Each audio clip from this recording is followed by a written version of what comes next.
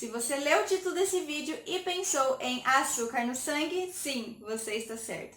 O exame de glicemia em jejum nada mais que avalia os níveis de açúcar no nosso sangue. E a glicose é um tipo de açúcar, ela é um pedacinho da molécula de carboidrato. Então vamos imaginar que o carboidrato ele é formado por vários pedacinhos de glicose. Sabe aquele pãozinho que você tanto adora, aquela macarronada de domingo, aquele chocolate que você não dispensa depois do almoço? São alimentos ricos em carboidratos. A glicose é muito importante sim para o nosso organismo, pois ela fornece energia para as nossas células. Ela é fonte de combustível para as nossas células, ou seja, ela é muito importante para o nosso organismo, né, o nosso corpo realizar as suas funções. Mas nós sabemos que tudo em excesso é muito prejudicial à saúde. E a glicose, nesse caso, pode ser um grande vilão. Então vamos imaginar que o nosso organismo funciona nesse nível. Ele precisa dessa quantidade de glicose, de açúcar, para poder funcionar normalmente. Quando nós nos alimentamos, o que acontece? Aumenta esse nível de glicose no sangue. É normal, porque nós vimos agora que os carboidratos são grandes fontes de glicose, certo? Então, quando a gente se alimenta, aumenta os níveis de glicose. Aí o nosso corpo fala, pera, tem coisa errada aí. Vamos voltar à normalidade. Então, o nosso corpo produz um hormônio chamado insulina, que vai fazer o quê?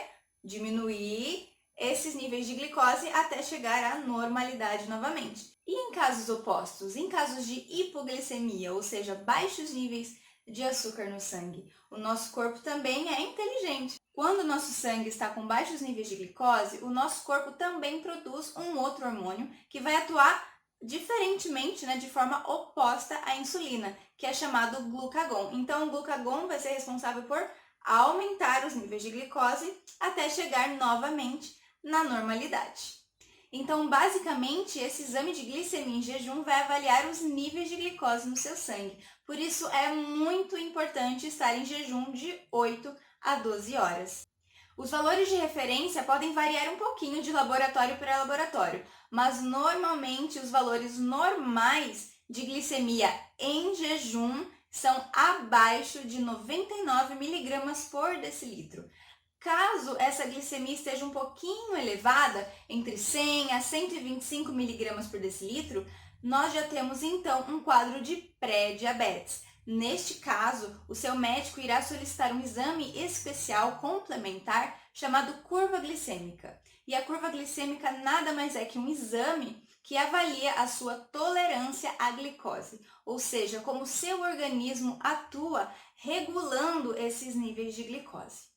Porém, se os seus níveis de glicose estiverem elevados, acima de 126 miligramas por decilitro, 200, 300, que são valores altíssimos, já é indicativo de um quadro de diabetes. Caso contrário, se os seus níveis de glicose estiverem abaixo da referência, dos valores de referência, já é indicativo de um quadro de hipoglicemia.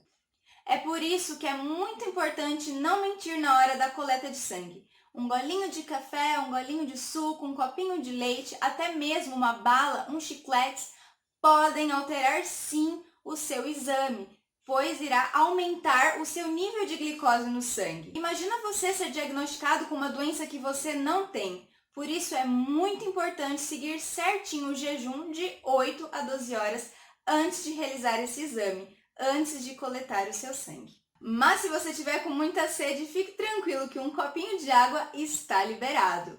De água, hein? Mas lembre-se, apenas o seu médico poderá concluir o diagnóstico e solicitar o tratamento. Por isso é muito importante, pelo menos uma vez ao ano, nós irmos ao médico e fazermos todos os nossos exames de rotina.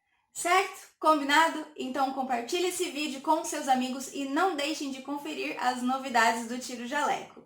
Vejo você então no próximo vídeo.